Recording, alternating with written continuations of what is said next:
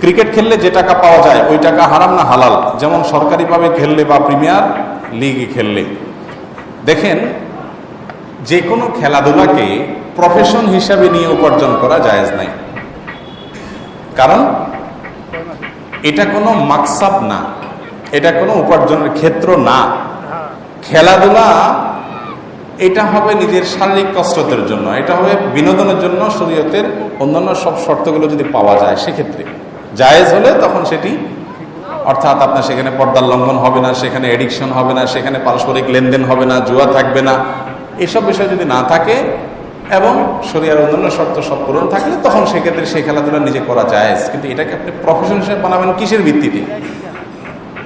এটা কোন কাজটার আপনি প্রফেশন হিসাবে নিলেন? আপনি এখানে কি করলেন? অ্যাচিভমেন্টটা কি? বিশেষ করে যখন এই জাতীয় খেলাগুলো মানুষকে আল্লাহ থেকে গাফেল করায়, যখন এই জাতীয় খেলাগুলো মানুষের মধ্যে নেশার সৃষ্টি করে, ইমানের চেতনাকে দুর্বল করে দেয়, তখন এগুলোকে আবার পেশা হিসাবে নিয়ে সেখান থেকে আবার উপার্জন করা, এটা কোন অবস্থাতেই ইমানদারের জন্য